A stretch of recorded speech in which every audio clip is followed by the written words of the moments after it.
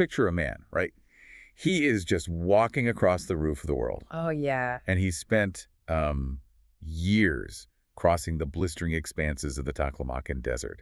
He's navigating these terrifying, jagged passes of the Karakoram Mountains. Which is incredibly dangerous. Exactly. He's evading bandits along the most unforgiving stretches of the Silk Road. And his name is Faxian. He's a Chinese Buddhist monk, and he is walking thousands of miles away from everything he knows. This is in the early 5th century. Right, so he's expecting things to be rough. Yeah, he fully expects to find a world as harsh and chaotic as the journey itself. But when he finally descends into the plains of northern India, he doesn't find like a militarized police state. And he doesn't find this fractured landscape of warring warlords. No, not at all. He finds open roads. He finds these massive, thriving monastic universities. It's a society where travel is safe, where intellectual exchange is basically the ultimate currency, and the prevailing culture is just so remarkably stable that it seems to breed this quiet, profound confidence. It really does. Welcome to the Deep Dive. Today, we are immersing ourselves in the exact world Faxian walked into. We're talking about the Gupta Empire, which ruled northern and central India, roughly from 320 to 550 CE. And it's such a fascinating point of entry, because Faxian's shock perfectly mirrors our own modern bewilderment when we try to categorize this era. Right. We are so conditioned to view history as this series of kinetic events, right? Like conquests or sudden collapses or massive technological disruptions. And flashy stuff. Exactly. But to understand the Guptas, we really have to look at history not as physics, but as psychology. I love that framing. And that is actually the unique lens we are bringing to you today. We're going to analyze this entire civilization, which is widely recognized globally as a classical golden age, by the way, through a highly specific psychological profile. Yes. Think of it as a subpersonality framework. And for this deep dive, we are calling this persona Kelly. Which completely inverts the standard historical methodology. I mean, it really flips it on its head. Yeah, it does. Because for you listening, when we say Kelly, we're talking about a psychological archetype that's defined by empathy, by groundedness, justice, and just emotional steadiness. Right. Kelly is not the conqueror tearing down the city gates. She is the quiet, nurturing form of support.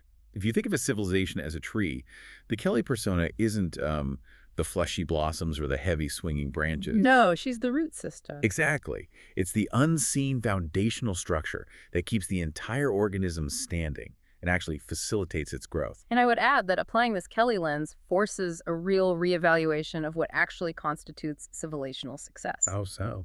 Well, traditionally, historians measure greatness by square mileage, right, or military dominance. The implicit assumption is always that the highest form of human organization is the one that destroys the most effectively. Right. Who has the biggest army? Exactly. But viewing the Gupta Empire through this psychological framework of care and cultivation and rootedness, it demands that we ask a completely different question. What if the pinnacle of classical civilization is actually the one that engineers the optimal conditions for human flourishing? Wow. Yeah, that is the narrative journey we're taking you on today. By the end of this deep dive, you're going to walk away with a completely new mental model for how power can be wielded gracefully. And effectively. Right. We will dissect how a society can prioritize extreme refinement and cosmic order over just brute force.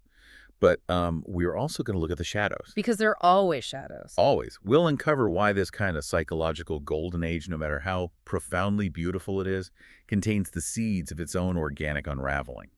So to begin that dissection, we have to start by looking at the physical constraints and advantages of their environment. The geography. Right. The psychological profile of a society doesn't just materialize out of thin air, It is deeply, inextricably linked to its geography.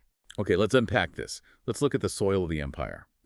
The Gupta heartland was situated in northern India, specifically anchored in the middle and lower Gangetic plain. Yes.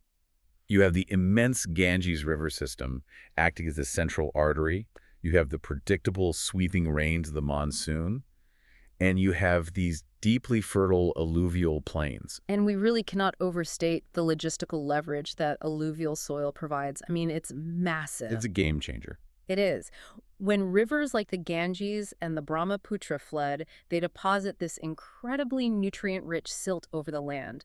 It creates an agricultural environment where the return on caloric investment is just staggering. Right. You put a little work in, you get a ton of food out. Exactly. A farmer in the Gangetic Plain during this period isn't just producing enough grain to keep his immediate family alive, he is generating a massive surplus. Which is the fundamental prerequisite for everything we are going to talk about today. I actually like to think about this in terms of the Kelly persona's affinity for gardening. Oh, that's a good analogy. Right. Because if you are trying to cultivate a garden in rocky, hostile soil, your entire existence is purely reactive. You're just fighting to keep a single stem alive against the elements. You're just surviving. Exactly. But the Guptas had the ultimate soil. To use a modern equivalent, it's like a startup that finally secures a massive, multi-year round of funding. Yes. Before the capital injection, you're in a panic state. You are literally fighting for daily survival. But once that surplus is secured, the psychology of the organization fundamentally shifts. It changes completely. You stop worrying about merely existing, and you start focusing on company culture and research and long-term architecture. For the Gupta Empire, the Gangetic geography was that infinite funding. The startup analogy really holds up beautifully here, but we need to trace exactly how that agrarian surplus translates into a classical empire. Right, because it's not a direct line. Exactly. It isn't just that people suddenly had more free time. Yeah. It's about the reorganization of human capital. Okay, break that down for us. Well, when one farming community can produce enough food to feed 10 other communities, you suddenly have the demographic bandwidth to support dense, highly specialized urban centers. You can have cities. Right. And you can sustain a massive bureaucracy that doesn't actually produce any food. You can extract predictable taxation without inducing mass starvation, which in turn funds a standing military to protect that surplus. And crucially, you can fund the thinkers. Exactly. Because if every single human being has to swing a hoe just so the village doesn't starve in the winter, you don't get astrophysicists. You don't get master sculptors. Precisely. You only get full-time scholars and a complex administration when the baseline of survival is absolutely guaranteed. Right. This agrarian surplus is the engine of refinement. And refinement is really the defining characteristic of a classical golden age. The Guptas had the geographic luxury to transition from asking, how do we survive, to asking what is the true nature of the cosmos. But fertile dirt doesn't automatically create a unified empire. You can have the most fertile alluvial plain on Earth, but someone has to actually plant the seeds. Right, someone has to organize it. Build the fences, organize the logistics of the harvest. That brings us to the architects of this golden age, the gardeners, if you will. And the architects of this system were the hereditary monarchs of the Gupta dynasty. And it's really essential here to approach them without our modern desire to categorize historical figures as pure heroes or pure villains. Which is hard to do. It is, but they were agents of power operating in a highly complex geopolitical landscape. Which brings us to the founder, Chandragupta I. He's ruling in the early 4th century CE. And the way he transforms his local, relatively minor aristocratic family into an imperial powerhouse is incredibly telling. It really sets the tone. Yeah, because he doesn't just ride out with a massive cavalry and burn down neighboring kingdoms. He uses a wedding ring. Yes. He marries a princess named Kumaradevi from the powerful Lichavi clan. And that marriage was an absolute masterstroke of statecraft. How so? Well, we tend to romanticize historical marriages, or conversely view them as these tragic forced alliances. But in the context of state formation, it was a mechanism of bloodless expansion. Right. By marrying Kumaradevi, Chandragupta, I didn't just gain a wife, he fused two completely distinct power bases together. He acquired immense political legitimacy, access to new territorial influence, and the prestige of a deeply established lineage. It is literally empire building through relational networking. Exactly. Which aligns perfectly with the Kelly persona. It's utilizing connection, groundedness, and mutual support rather than sheer kinetic destruction. Right. But then, and this is where I have to push back a little, Yeah. we move down the timeline to his son, Chandragupta. Ah, yes, Chandragupta. Right. And I have to challenge the Kelly framework here because Chandragupta is historically referred to as the Napoleon of India. Yeah. He goes on these massive, sweeping military campaigns across northern and central India, subjugating dozens of rulers. I mean, he inscribes all of his conquests on the famous Allahabad pillar, literally listing the kings he violently uprooted. Yes, the historical record is very clear on that. So wait, if Kelly represents quiet strength and nurturing, How does a guy literally compared to Napoleon fit in? This is like a standard violent warlord. How do we reconcile a violently expansionist warlord with a psychological profile defined by empathy and quiet support? It is the central friction of the era, and it's a really vital point to push on. If we connect this to the bigger picture, we cannot sanitize the past. Right. We can't ignore the warfare. Exactly. Yeah. The reality is that no classical empire, no matter how philosophically refined or culturally enlightened it is, exists without a foundation of organized violence. Expansion requires force. Okay, so how does Kelly fit into this at all? Well, to understand how the Kelly framework still applies, we have to look past the initial conquest and examine the administrative mechanics of what Samudragupta did after the dust settled. Okay, how so? Because if you conquer a territory, you conquer a territory, right? Not necessarily. There are very different methodologies of conquest. Oh, interesting. If we look at the Assyrians or even the Romans, their approach was often obliteration and assimilation. You conquer a province, you tear down their local power structures, you impose your own governors, you enforce your laws, and you demand cultural assimilation. Right, the Roman way. Exactly. But Samudragupta operated differently. He utilized a strategy that we call layered dominance. Layered dominance. Okay, what does that actually look like on the ground? In the absolute core of the empire, so the Gangetic heartland, the Guptas ruled directly. They had tight control there. Makes sense. But in the vast peripheries, the regions that Samudragupta subjugated, he didn't micromanage. Once a local king was defeated, Samudragupta would often exact a massive tribute, gold, elephants, resources, force the king to acknowledge Gupta supremacy, and then essentially reinstate that exact same king to rule his own people. Wait, really? So he beats them in battle, takes his cut, and then just says, all right, you can keep your crown, keep your local gods, keep your customs, just remember who the boss is and send the tax carts on time. That is exactly what he did. It is known as the Samanta system, which is basically a network of tributary lords. Right. It is much less about creating a totalitarian, hyper-centralized state that micromanages every village, and much more about constructing a stable, overarching umbrella. And this is where the Kelly persona comes rushing back in. The Guptas understood that trying to rigidly dominate every single local custom across the Indian subcontinent would require an impossibly massive standing army, and it would breed constant rebellion. It's just too much friction. Exactly. By allowing local autonomy, they created a massive, interconnected network of mutual obligation. It's a highly relational approach to empire. So they provided the macro stability, the root system, basically. Yes, the root system. And they allowed the local cultures to just grow naturally above ground. That is brilliant. And once that massive umbrella of stability is built by Samudragupta, his successor, Chandragupta II, who is also known as Vikramaditya, steps in and reaps the ultimate harvest. He certainly does. He's the one who pushes the empire westward, defeats the western Kshatrapas, and crucially secures access to the seaports on the western coast. Which fundamentally alters the economic trajectory of the entire empire. Because of the trade. Yes. Capturing those western ports meant the Guptas were no longer just an agrarian superpower.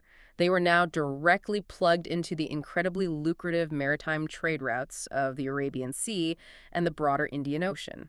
So they have the infinite funding of the agricultural surplus, plus this massive cash injection of global maritime trade. It's an unprecedented level of wealth. But this brings up a logistical puzzle for me. If you have an empire that is largely decentralized, where all these peripheral kings are running their own local affairs, and you have all this wealth pouring in, what keeps the whole thing from just fracturing? It's a great question. Right. If the Guptas aren't maintaining order with a brutal Roman-style occupying army in every single province, what is the actual glue holding the people underneath the umbrella together? The glue was not martial law. The glue was a universally understood, deeply internalized philosophical framework. Okay. The entire Gupta social world was integrated by the concept of dharma. Dharma. This is where we really have to fundamentally shift how we think about human existence, because it is wildly different from the modern Western baseline. It is a complete paradigm shift. Yeah. Existence during the Gupta period was understood through a highly interconnected matrix of concepts. You have dharma, which is your moral duty and cosmic responsibility. Right. You have karma, which is the inescapable law of action and consequence. You have samsara, the endless cycle of rebirth. And you have moksha, the ultimate goal of liberation from that entire cycle. And it is so important to understand that these were not just abstract theological ideas being debated by monks on a mountain. They were real life. Yes, they were the practical, everyday operating system of the entire society. I was actually trying to conceptualize how identity worked in this system compared to, say, the Roman Empire. Because in Rome, you have this intense obsession with citizenship. Exactly, the individual and the state. Right, the Roman ideal is the individual interacting directly with the state apparatus. Yeah. You are a block of stone, and the state is a bigger block of stone. But the Gupta identity wasn't an isolated block. It was profoundly relational. I kind of picture like a Russian nesting doll. The nesting doll is a fantastic visualization. Walk us through the layers. Okay, so in the Gupta worldview, you as an individual are the innermost doll. Mm. But you do not exist in isolation. You are nested tightly inside a specific household, an extended family. Right. That family doll is nested inside a deeply defined caste or occupational group. That caste doll is nested inside a broader sacred tradition.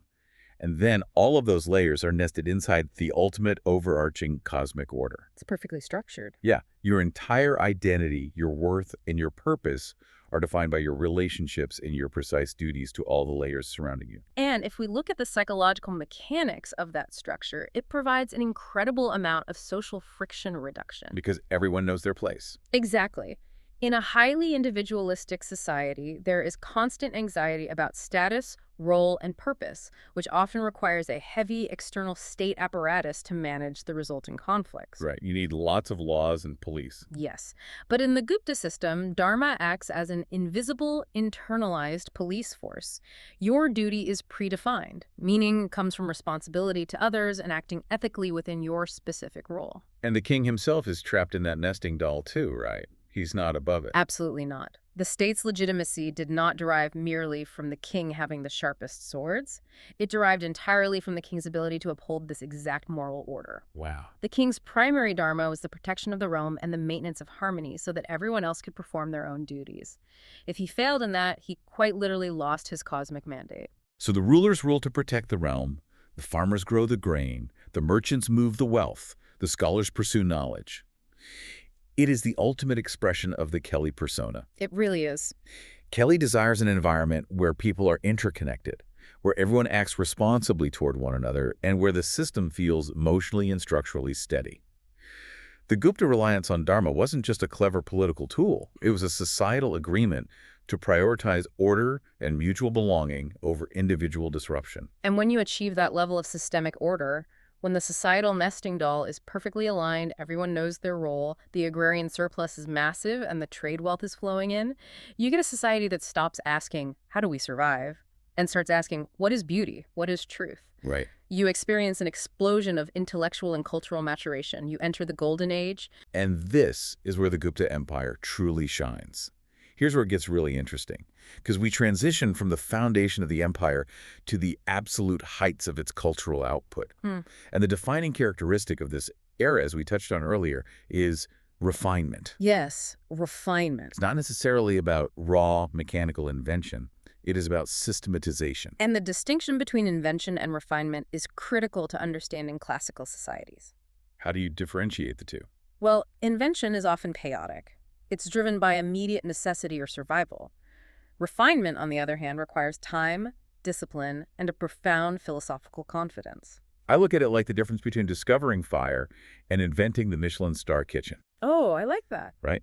The person who discovers fire makes this massive raw leap in human survival. It's crucial. But the Guptas weren't just rubbing sticks together. They were the Michelin star chefs of human knowledge. They absolutely were. They took the existing raw ingredients of mathematics, literature, and art, and they synthesized them into absolute formalized perfection. Let's examine how that Michelin star refinement manifests in their literature, for example. The most prominent figure here is Kalidasa, who is widely regarded as the greatest poet and dramatist in the Sanskrit language. Right. He authored monumental works like Shakuntala and the Meghaduta. He did.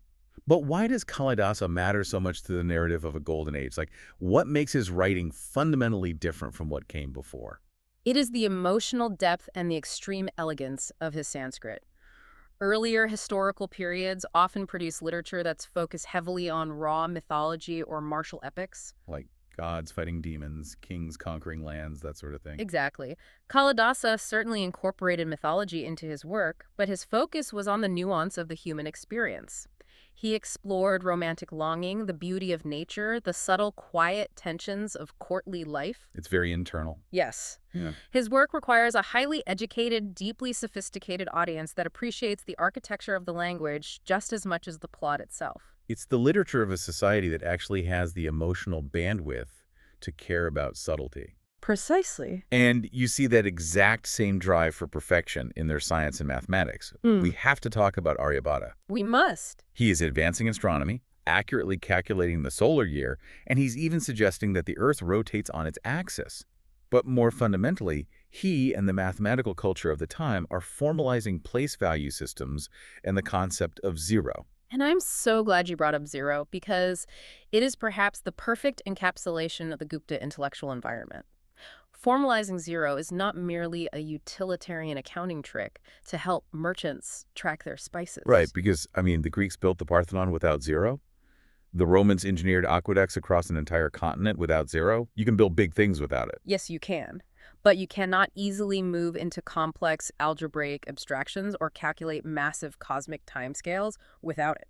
Right. And to formalize zero, a civilization has to be psychologically comfortable with the philosophical concept of nothingness. They have to be willing to look at the void, conceptualize it as a concrete value, and integrate it into a logical system. That requires immense intellectual maturity. That's a great point. The Gupta mathematical achievements were deeply, deeply intertwined with their philosophical traditions, particularly the Buddhist concept of shunyata, or emptiness, and the Hindu conceptualizations of infinite time. It's just mind-bending to think that the wealthiest, most materially abundant empire of its time was the one that managed to mathematically capture the concept of nothing. It is a beautiful paradox. And that same philosophical depth bleeds directly into their physical aesthetics.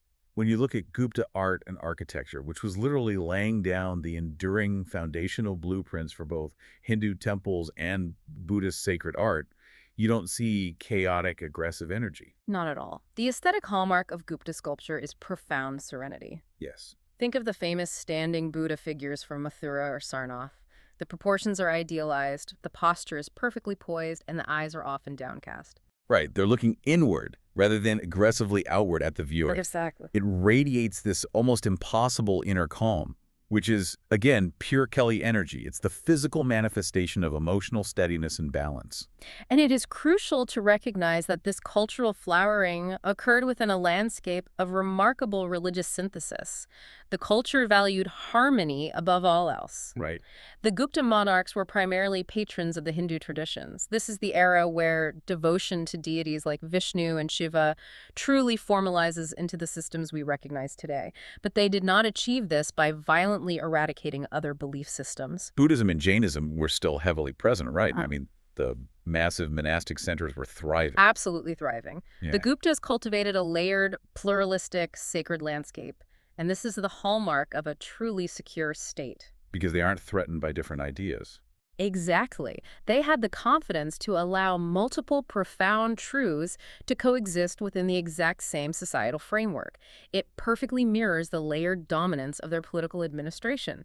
They didn't need everyone to worship exactly the same way, as long as the overarching cosmic and social dharma was respected. But to spread these refined ideas and to fund the scholars and artists creating them, the Gupta Empire couldn't just stay isolated in the Gangetic Plain admiring its own reflection. They had to look outward. They were deeply, inextricably linked to the outside world. Let's map out that global web, because through those western ports that Chandragupta II secured, the Guptas are operating heavily in the Indian Ocean trade network. Yes, a massive web of commerce and diplomacy. They are moving goods to East Africa, the Arabian Peninsula, and across the Bay of Bengal into Southeast Asia.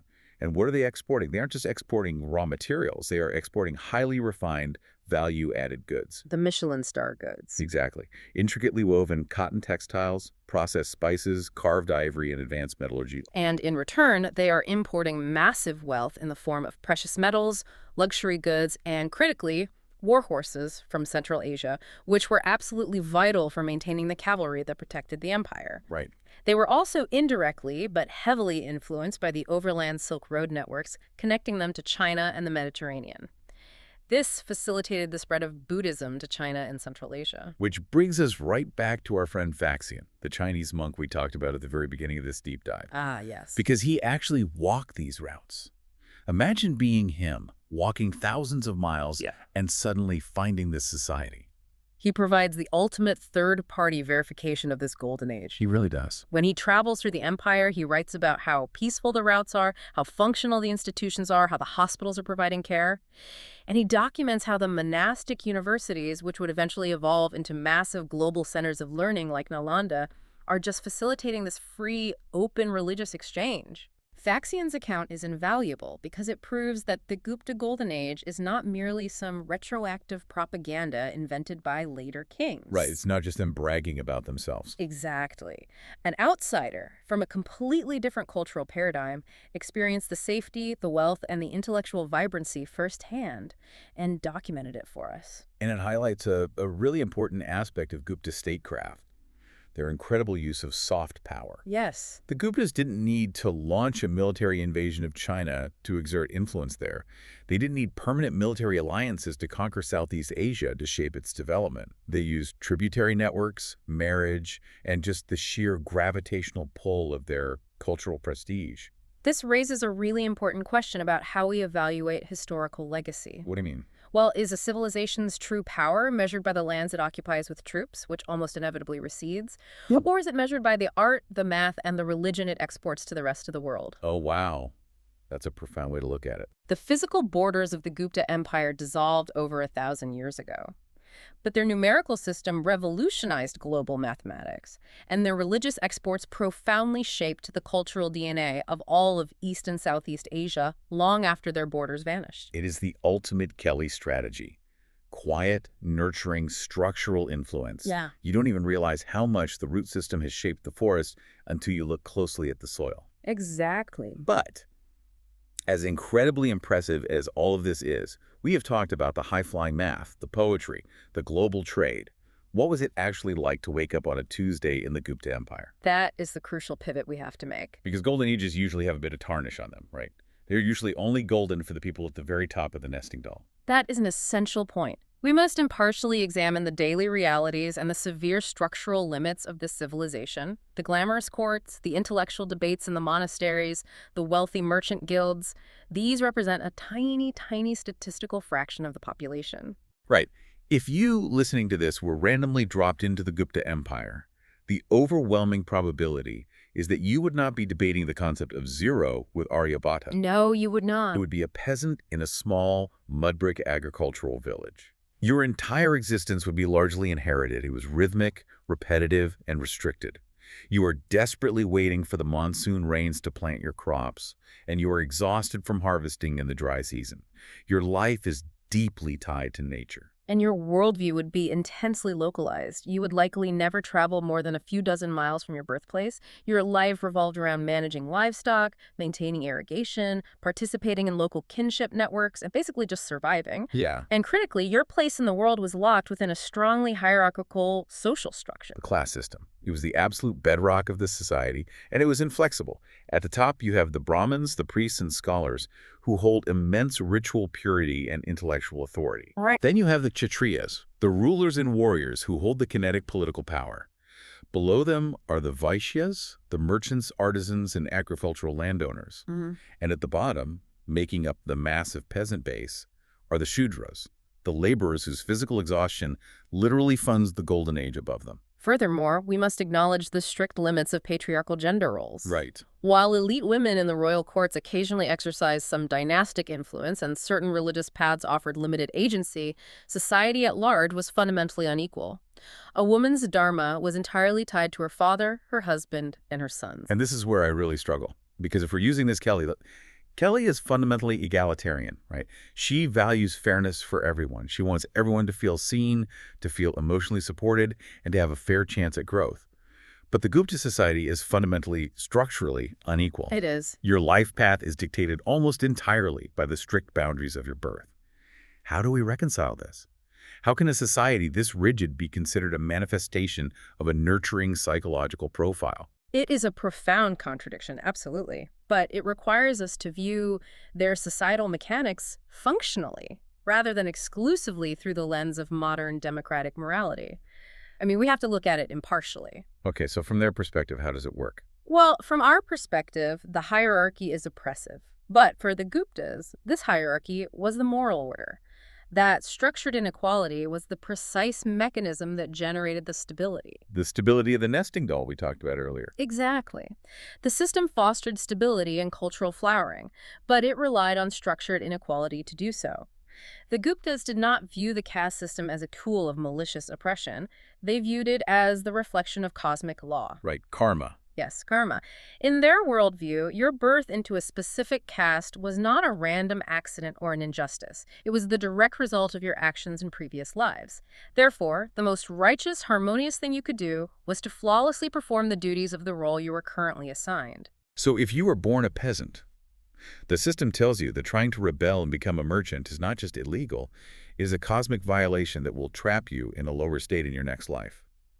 Being the best possible peasant is your only path to spiritual progression. Precisely. It is a brilliant, entirely self-contained logic loop that basically eliminates the possibility of class warfare. Wow. The system reflects Kelly's strengths in cultivation, care, and order.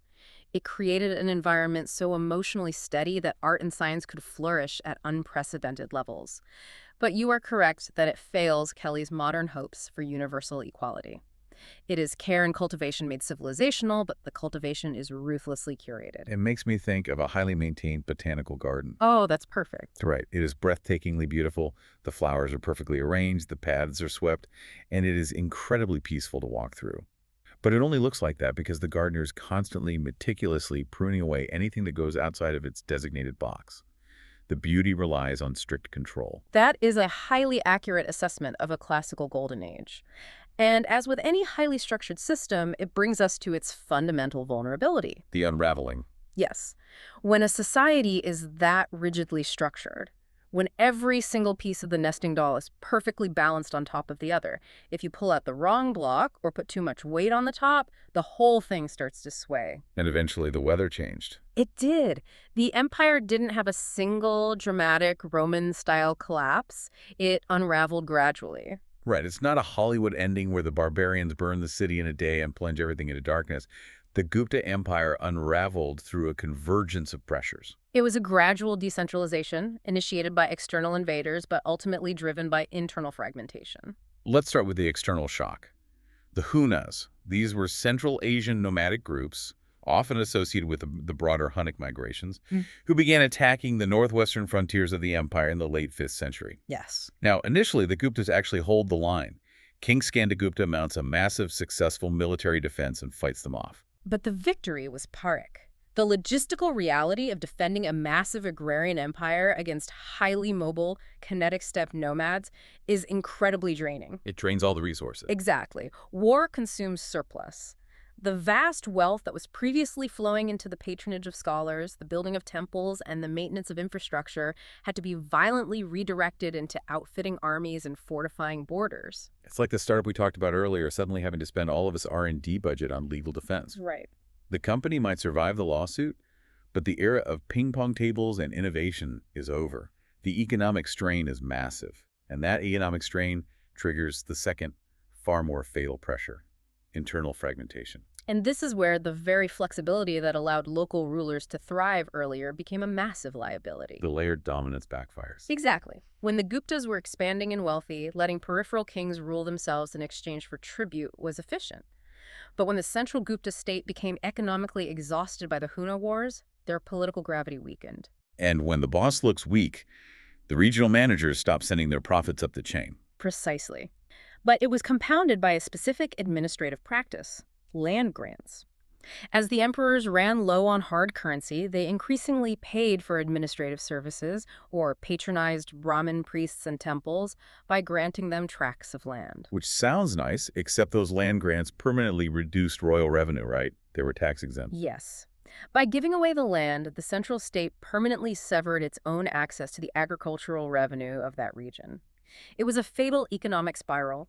Less tax revenue meant less military power, which meant they had to give away more land to secure loyalty, which further reduced their revenue. The center basically hollowed itself out. The central umbrella simply folded up, the provinces became independent, the peripheral tributary lords and the wealthy regional governors looked at the weakened emperors in the Gangetic Plain and realized they no longer needed the overarching Gupta protection. Wow. They simply stopped paying tribute and began styling themselves as independent sovereign kings. And the empire dissolves.